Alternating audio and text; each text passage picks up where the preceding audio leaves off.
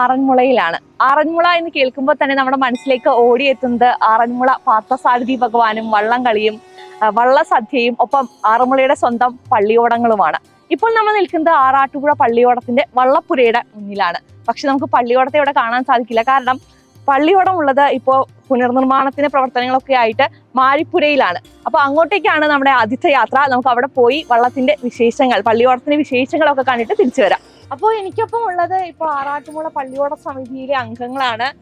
ഇത് പാർത്ഥസാരഥി ചേട്ടനാണ് ഈ സമിതിയുടെ പ്രതിനിധിയാണ്. ചേട്ടാ നമസ്കാരം. എല്ലാവർക്കും നമസ്കാരം. എന്താ ഈ പള്ളിയോടത്തിന്റെ നിർമ്മാണമൊക്കെ ഏതുവരെ എത്തി? ആറാട്ടുപുഴ പള്ളിയോടം കഴിഞ്ഞ നവംബറിൽ ആണ് നമ്മൾ പണി തുടങ്ങിയത്. ഏകദേശം 1 വർഷക്കാലം ഇതിൻ്റെ പണികൾ നടന്നു, ഒരു ദിവസം പോലും മുടക്കമില്ലാതെ. അത് ഇപ്പോൾ ഏകദേശം പണികളെല്ലാം പൂർത്തിയായി. പള്ളിയോടത്തിൻ്റെ ചരിത്രം കൂടി ഞാനിന്ന് ശകലം പറയാം. നമ്മുടെ തിരുവാറന്മുള ക്ഷേത്രത്തിലെ ആചാരാനുഷ്ഠാനങ്ങളുടെ ഭാഗമായുള്ള തിരുവോണച്ചെലവ് തോണിക്ക് അകമ്പടി സേവിക്കാനാണ് ഈ പള്ളിയോടങ്ങൾ ഉണ്ടായത്. അത് എത്ര കാലം, 700, 800, എത്ര വർഷം പഴക്കമുണ്ടെന്ന് ഇതുവരെ ആരും കണ്ടെത്തിയിട്ടില്ല. അന്ന് മുതൽ തന്നെ ഈ പള്ളിയോടങ്ങളെല്ലാം തോണി വരുന്നതിന് അകമ്പടി സേവിക്കാൻ തിരുവോണത്തിൻ്റെ തലേ ദിവസം ഉത്രാടൻ നാളിൽ കാട്ടൂർ ക്ഷേത്രത്തിൽ നിന്നും വരുന്നുണ്ട്. അപ്പോൾ അങ്ങനെ 52 പള്ളിയോടങ്ങളാണ് ഇതിനകത്ത് പങ്കെടുക്കുന്നത്. അതിൽപ്പെട്ട ഒരു പള്ളിയോടമാണ് ഞങ്ങളുടെ ആറാട്ടുപുഴ പള്ളിയോടം. ഞങ്ങൾക്ക് പള്ളിയോടം പണ്ട് നിലവിലുണ്ടായിരുന്നു. അത് മാലക്കര ദേശത്തോട് ചേർന്ന്, ആറാട്ടുപുഴ മാലക്കര ചേർന്നുള്ള പള്ളിയോടമായിരുന്നു. അത് കാലപ്പഴക്കത്താൽ ജീർണിച്ചു പോയി. അതിനുശേഷം 1985 ഞങ്ങൾ ആറാട്ടുപുഴയ്ക്ക് പള്ളിയോടം നിലവിൽ വന്നു. അന്നു മുതൽ ഇന്ന് വരെ ഏകദേശം 40 വർഷക്കാലമായി തിരുവോണ ചെലവ് തോണിക്ക് അകമ്പടിയും അതുപോലെ തന്നെ തിരുവാറന്മുള ക്ഷേത്രത്തിലെ 4 പ്രധാന ചടങ്ങുകളായ അഷ്ടമിരോഹിണി, വള്ളസദ്യകൾ, അതുപോലെ വള്ളംകളി, തിരുവോണച്ചെലവ് തോണി, ഇങ്ങനെ 4 ചടങ്ങുകളാണ് ഈ ചടങ്ങുകളിൽ സംബന്ധിച്ചുകൊണ്ടിരിക്കുന്നത്. ഉത്രട്ടാതി നാളിൽ ലോകപ്രശസ്തമായ വള്ളംകളി ആറന്മുളയിൽ നടക്കുന്നുണ്ട്. ആ വള്ളംകളിയിൽ ഞങ്ങളുടെ ആറാട്ടുപുഴ പള്ളിയോടത്തിന് മന്നൻ ട്രോഫി, 1ാം സ്ഥാനം മന്നൻ ട്രോഫി ലഭിച്ചിട്ടുണ്ട്. അതുപോലെ പല ട്രോഫികളും ഓരോ പ്രാവശ്യവും ഞങ്ങൾ ട്രോഫി ഇല്ലാതെ തിരിച്ചു വരുന്ന ഇത് വളരെ ചുരുക്കമാണ്. അങ്ങനെ അതുപോലെ നാട്ടുകാരുടെ എല്ലാവരുടെയും ജാതിമതഭേദമന്യേ എല്ലാവരുടെയും സഹകരണത്തോടു കൂടിയാണ് ഈ പള്ളിയോടം ഇപ്പോൾ പണിയുന്നത്. പണ്ട് മുതലേ എല്ലാവരും നാട്ടുകാരുടെ ഒരു കൂട്ടായ്മയാണ് ഇവിടെ കാണാൻ സാധിക്കുന്നത്. പ്രത്യേകിച്ചും ഈ 52 കരകളും അതുപോലെയാണ്, പ്രത്യേകിച്ചും ആറാട്ടുപുഴ. ശരിക്കും പറഞ്ഞാൽ നമ്മൾ ഈ ആറന്മുള വള്ളംകളി ആണെങ്കിലും അല്ലെങ്കിൽ വള്ളപ്പാട്ടൊക്കെ ആണെങ്കിലും വളരെ ആവേശം നിറഞ്ഞ നിലയാണ് നമ്മൾ എല്ലാത്തിലും കാണാറുള്ളത്. ഇനിയാണ് അതിന്റെ ഒരു ആ ആർജവത്തിനെ കുറിച്ചൊക്കെ. ആർജവം, നമ്മുടെ പള്ളിയോടങ്ങൾ ഇതിൽ ഏകദേശം ഒരു പള്ളിയോടത്തിൽ 100 പേരോളം കയറും. ഞങ്ങളുടെ പള്ളിയോടത്തിൽ 85 പേരോളം കയറും. അതുപോലെ A, B 2 ഗ്രൂപ്പുകളിലാണ് പള്ളിയോടം ഉള്ളത്. 36 പള്ളിയോടങ്ങൾ A ഗ്രൂപ്പിലും അതുപോലെ തന്നെ 15 പള്ളിയോടങ്ങൾ B ഗ്രൂപ്പിലുമാണുള്ളത്. അന്നേരം ഇത് പള്ളിയോടത്തിൽ കയറി കഴിഞ്ഞാൽ പള്ളിയോടം തുഴഞ്ഞ് നീങ്ങണമെങ്കിൽ തന്നെ അതിനൊരു ശക്തി വേണം. അന്നേരം ആ പാട്ടിൻ്റെ ഈണത്തിലും താളത്തിലും അത് തുഴഞ്ഞു പോയി കഴിഞ്ഞാൽ ഭക്തിസാന്ദ്രമായി ഭഗവാൻ ശ്രീ പാർത്ഥസാരഥിയെ സ്തുതിച്ചുകൊണ്ടാണ് ഈ പള്ളിയോടങ്ങളെല്ലാം യാത്രയായത്. ഇത് ലോകത്ത് മറ്റൊരിടത്തും കാണാൻ സാധിക്കാത്ത കാര്യമാണ്. അതുപോലെ തന്നെ ഇവിടെ നടക്കുന്ന അഷ്ടമിരോഹിണി വള്ളസദ്യ ഗിന്നസ് ബുക്കിൽ വരെ പേര് വന്നതാണ്. ഓരോ എത്ര പേർക്ക് വേണമെങ്കിലും അവിടെ ലക്ഷക്കണക്കിന് ആൾക്കാരാണ് അന്ന് വള്ളസദ്യയിൽ പങ്കെടുക്കുന്നത്. എല്ലാവർക്കും വന്ന് അവിടെ വള്ളസദ്യ കഴിച്ചു പോകാം. പിന്നെ നമ്മുടെ പള്ളിയോടം പണി തുടങ്ങിയത് നവംബറിലാണ്. അന്ന് നമ്മൾ തടിയെടുത്തു. തടി ഇവിടെ മണിമല എന്ന സ്ഥലത്തു നിന്നാണ് നമ്മൾ തടി കൊണ്ടുവന്നത്. വലിയ തടികളാണ്, 2 തടികൾ കൊണ്ടുവന്നു. അതിൻ്റെ പണി ആരംഭിച്ചു. നമ്മളുടെ തച്ചൻ അയിരൂർ സന്തോഷ് ആചാര്യാണ് നമ്മളുടെ ഈ വള്ളം പള്ളിയുടെ നേതൃത്വത്തിലാണ് ഈ പള്ളിയോടം പണിയുന്നത്. ഇവിടെ പള്ളിയോടം പണിയാനായിട്ട് വളരെ കുറച്ച് ആൾക്കാർ മാത്രമേ ഉള്ളൂ, 2-3 പേരേ ഉള്ളൂ. അതിൽപ്പെട്ട ആളാണ് സന്തോഷ് ആചാര്യ. ഒരു പള്ളിയോടം പണിയാൻ ഏകദേശം 1 വർഷത്തോളം വേണ്ടി വരും. ഞങ്ങൾക്ക് തന്നെ ഏകദേശം 900 ആശാരിമാരുടെ തച്ച് തന്നെയായിരുന്നു. അതുപോലെ തന്നെ ബാക്കിയുള്ള കാര്യങ്ങൾ എല്ലാം കൂടെ ഏകദേശം ഒരു 1300 തച്ചോളം ആയിട്ടുണ്ട് ഈ പള്ളിയോടം ഈ നിലയിലാകാൻ. ഇപ്പൊ നമ്മൾ ഈ പള്ളിയോടങ്ങളെ കുറിച്ച് സംസാരിക്കുമ്പോൾ പറയാം, ദേവന്റെ സാന്നിധ്യമുള്ള ഇടങ്ങളായിട്ടാണ് പള്ളിയോടങ്ങളെ കാണുന്നത്. അതുകൊണ്ട് തന്നെ ഒരുപാട് ആചാരങ്ങളും അല്ലെങ്കിൽ ഒരുപാട് വിശ്വാസങ്ങളും പള്ളിയോടങ്ങളുമായി ബന്ധപ്പെട്ടിരിക്കുന്നുണ്ട്. അതിനെ കുറിച്ച് ഒന്ന് പറഞ്ഞു തരാമോ? പള്ളിയോടങ്ങളുടെ വിശ്വാസം എന്ന് പറയും, ഈ പള്ളിയോടത്തിൽ കയറാൻ തന്നെ നമുക്ക് ഡ്രസ് കോഡുണ്ട്. നമുക്ക് മുണ്ടും നേരിയതും മാത്രം ധരിച്ചുകൊണ്ട് പള്ളിയോടത്തിൽ കയറാൻ പറ്റുകയുള്ളൂ. അതുപോലെ തന്നെ സ്ത്രീകൾക്ക് പള്ളിയോടത്തിൽ പ്രവേശനമില്ല. പിന്നീട് പള്ളിയോടത്തിൽ കയറുന്ന അത് നമ്മൾ വ്രതശുദ്ധിയോടെ കൂടി മാത്രമേ പള്ളിയോടത്തിൽ കയറുകയുള്ളൂ. എല്ലാ ജാതി മതസ്ഥരും ഇതിനകത്ത് പള്ളിയോടത്തിൽ കയറുന്നുണ്ട്, അവിടെ വരുന്നുണ്ട്, ഭഗവാനെ തൊഴുന്നുണ്ട്. വിശ്വാസമുള്ള എല്ലാവരും അവരിൽ പങ്കെടുക്കുന്നുണ്ട്.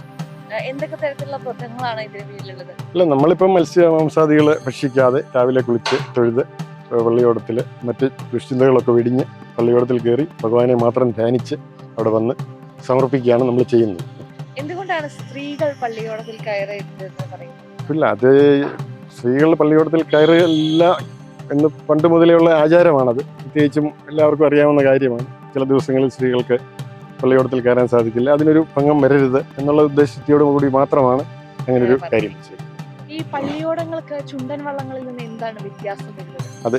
ഇതിന്റെ ഷേപ്പ്, നമ്മളെ ആറന്മുള പള്ളിയോടം എന്ന് പറഞ്ഞു കഴിഞ്ഞാൽ ഇതിന്റെ ഒരു 1/3 ഭാഗമേ വെള്ളത്തിൽ വരുന്നുള്ളൂ. ഇതിന് അമരം പൊക്കമുണ്ട്. 20 അടി പൊക്കം അമരത്തിന് വരും. അതുപോലെ ഒരു 4-5 അടി പൊക്കം അതിൻ്റെ ചുണ്ടിനും വരുന്നുണ്ട്. നമ്മുടെ പള്ളിയോടം, ആറാട്ടുപുഴ പള്ളിയോടം 41 കോൽ നീളമാണ്. 60 അങ്കുലം ഉടമയുണ്ട്. അതുപോലെ തന്നെ ഇതിൽ അമരപ്പൊക്കം 16.5 അടിയാണ് നമ്മുടെ പള്ളിയോടത്തിൻ്റെ അമരപ്പൊക്കം.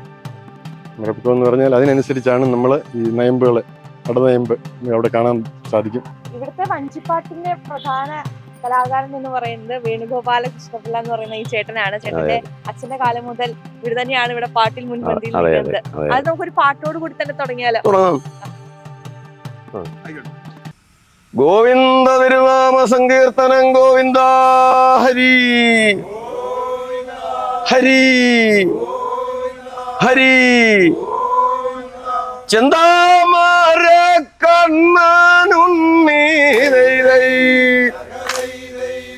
ഓ ചെന്താമര കണ്ണനുണ്ണീ ഈ ചെന്താമര കണ്ണനുണ്ണി ചന്തത്തിൽ പീലിയും ചാർത്തി പീലിയും ചെന്താമര കണ്ണനുണ്ണി ചന്തത്തിൽ പീലിയും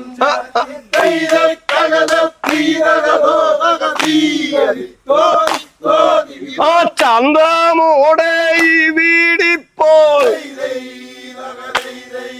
ഓ ചന്തമോടെ ഈ വീടിപ്പോൾ ഈ ചന്തമോടെ ഈ വീടിപ്പോൾ വിളയാടണേ ഈ വീടിപ്പോൾ വിളയാടണേ വിളയാടണേ ഓ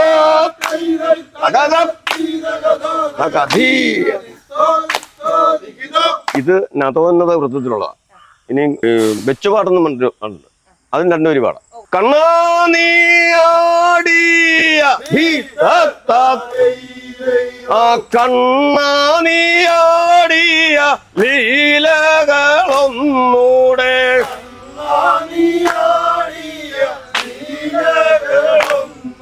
ആ കണ്ണാനി അയ്യ ആ ഇന്നീ വീടാടുമോ ആ ഇന്നീ വീടാടുമോ താമര പൈതലേ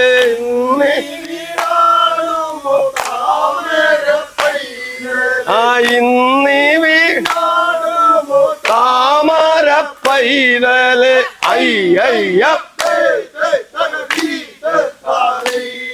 ആ കാർവർണ്ണനുടെ മേനി ആ കാർവർണ്ണനുടെ മേനി കായാമ്പൂ പൂവു പോലെ കായാമ്പൂ പൂവു പോലെ വർണ്ണൻ കായാമ്പൂ പൂവു പോലെ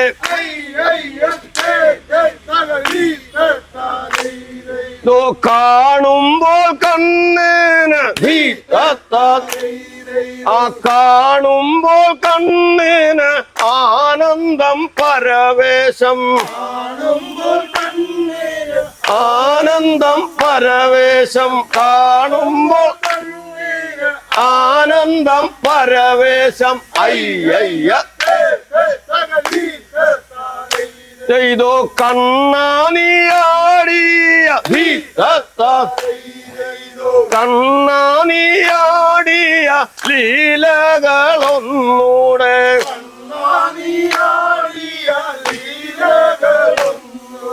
കണ്ണാനി ലീലകളൊന്നൂടെ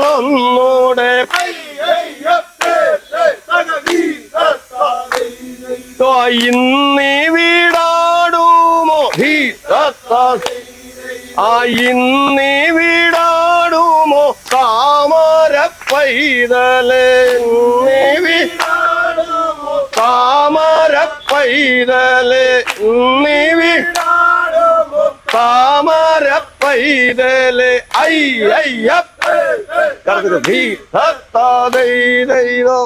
അച്ഛനിൽ നിന്നാണ് ഈ പാട്ടുകളൊക്കെ പഠിച്ചത്. അതെ അതെ അതെ അതെ. ഇത് വായ്മൊഴിയായിട്ട് കൈമാറി വരുന്നതാണ്. വായ്വഴിയായിട്ടും പുസ്തക രൂപേണ കിട്ടുന്നതാണ് ഇതൊക്കെ. പ്രധാനമായിട്ടും എന്ത് തരത്തിലുള്ള കഥകളാണ് നമ്മൾ ഈ വള്ളപ്പാട്ടുകളിൽ പറഞ്ഞു വെക്കുന്നത്? പ്രധാനമായിട്ടൊരു 30 കഥയോളം ഉണ്ട് വഞ്ചിപ്പാട്ട്. സാധാരണ ഇവിടെ ചൊല്ലുന്നത് കുചേലവൃത്തം, ഭീഷ്മപർവം, സന്താനഗോപാലം, പിന്നെ ഒത്തിരി കഥകൾ വേറെ ഉണ്ട്. രാമായണമുണ്ട്, ആറന്മുള ചരിതമുണ്ട്, പിന്നെ ഒത്തിരി 30 കഥയോളം ഉണ്ട്. ഏതെങ്കിലും സന്ദർഭങ്ങളിൽ ഇന്ന പാട്ട് പാടണം എന്നുള്ള നിബന്ധനകളുണ്ടോ? ഉണ്ട്. അതെങ്ങനെയാണ്? അത് പിന്നെ വള്ളം ഇറക്കുമ്പോൾ ഒരു പാട്ടുണ്ട്, അവിടെ ആറന്മുള വരുമ്പോൾ സ്വീകരിക്കാൻ ഒരു പാട്ടുണ്ട്, അത് കഴിഞ്ഞ് കൊടിമരച്ചോട്ടിലൊരു പാട്ടുണ്ട്, അത് കഴിഞ്ഞ് സദ്യാലയത്തിൽ ചെല്ലുമ്പോൾ വേറൊരു പാട്ടുണ്ട്, പിന്നെ സദ്യാലയത്തിൻ്റെ അവിടെ വിളക്ക് കത്തിക്കുമ്പോൾ ഒരു പാട്ടുണ്ട്, പിന്നെ അത് കഴിഞ്ഞ് പറ തെളിക്കുന്നിടത്തൊരു പാട്ടുണ്ട്, അത് കഴിഞ്ഞ് ഇവരെ കൊണ്ട് വടക്കേ നട വിടുമ്പോൾ ഒരു പാട്ടുണ്ട്, യാത്ര ചൊല്ലി പോകുന്ന ഒരു പാട്ടുണ്ട്. ചേട്ടാ, ഈ പള്ളിയോടങ്ങളിൽ സ്ത്രീകൾക്ക് കയറാൻ പാടില്ല, അതിൽ നിന്ന് അവിടേക്ക് വരാനൊന്നും പാടില്ല, എന്തുകൊണ്ടാണ് അങ്ങനെ?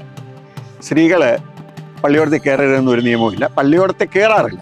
അത് പണ്ട് മുതലേ അങ്ങനെയാണ്. അത് നമ്മൾ ഈ ശബരിമല കയറുന്നില്ല എന്ന് പറഞ്ഞുള്ള ഒരു കാര്യം. പക്ഷെ സ്ത്രീകൾക്ക് ഇതിൻ്റെ അകത്ത് ഒരുപാട് പ്രാധാന്യമുണ്ട്. കാരണം ഈ പള്ളിയോടത്തിൽ ഭഗവാൻ എഴുന്നള്ളുന്നു എന്നുള്ളതാണ് സങ്കല്പം. ഈ ഭഗവാൻ എഴുന്നള്ളി ഈ വള്ളത്തേൽ അവിടെ ചെല്ലുമ്പോൾ ഇവരെ സ്വീകരിക്കുന്ന സ്ത്രീകൾ മാത്രമാണ്.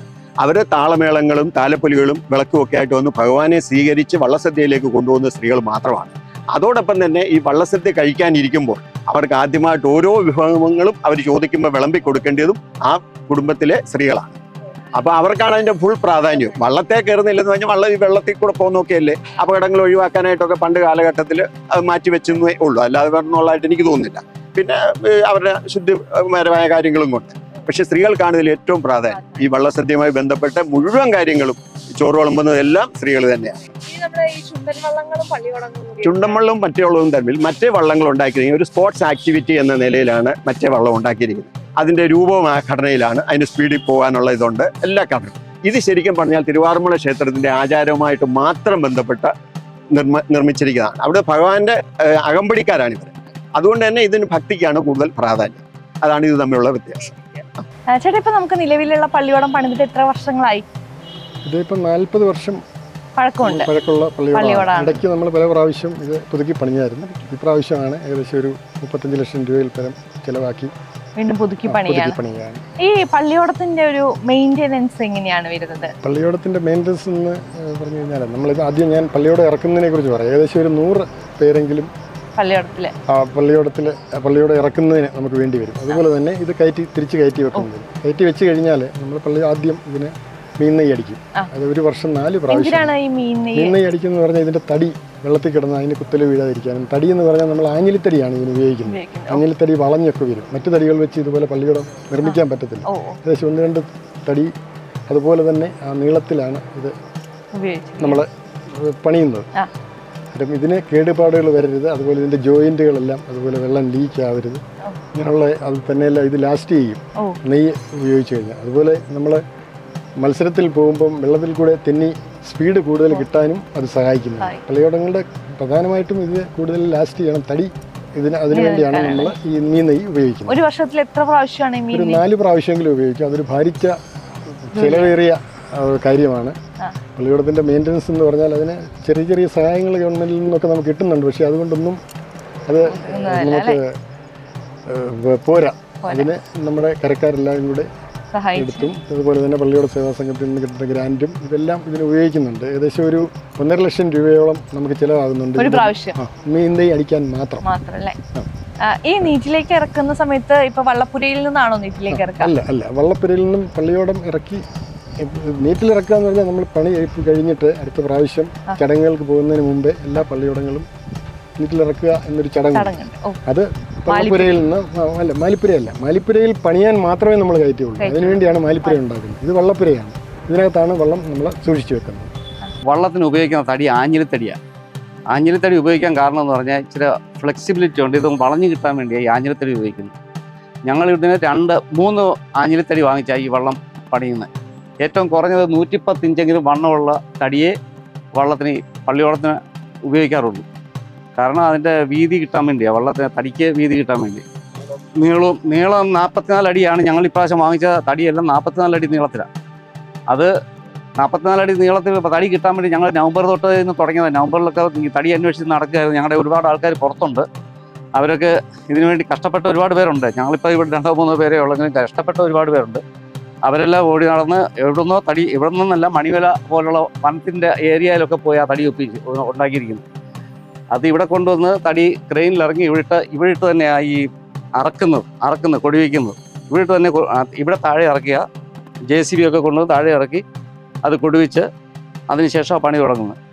പിന്നെ പണി എന്ന് പറയുമ്പോൾ ഇതിൻ്റെ അച്ചുണ്ടാക്കി ആ അച്ചയിലാണ് ഈ തടി ആദ്യം ഫിറ്റ് ചെയ്യുന്നത്. അതിൻ്റെ മുകളിലാണ് ഫിറ്റ് ചെയ്യുന്നത്.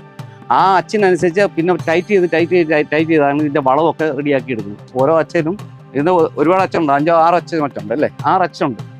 6 അച്ചയിൽ ഇത് ഓരോ തടി ഓരോ പലയും വെച്ച് ആദ്യം ഇത് നേരെ നിൽക്കത്തുള്ളൂ. പിന്നീട് ടൈറ്റ് ചെയ്ത് അത് വളച്ച് എടുക്കുക ചെയ്യുന്നത്. അപ്പോൾ അതിനാണ് ഈ ടൈം എടുക്കുന്നത്. ഏകദേശം ഒരു 9 മാസമെങ്കിലും വേണം ഇത്ര ഈ ഒരു വള്ളം ഉണ്ടാക്കാൻ. ഇപ്പോൾ 9 മാസമായി ഞങ്ങളുടെ വള്ളം അല്ലേ, 9 മാസമായി. 9 മാസമായി. പുതിയ പണിയുമ്പോൾ ഏകദേശം 1 വർഷത്തോളം എടുക്കും അവർ. ഇപ്പം തന്നെ ഞങ്ങൾക്ക് ഏതാണ്ട് 1000 ചില്ലാൻ ടച്ചായിട്ടുണ്ട്. ഇപ്പം ഇവിടെ പണിയുന്ന 2 പേരുണ്ട്, 2-3 പേരുണ്ട്. അവരെ പിത്തള കിട്ടുക.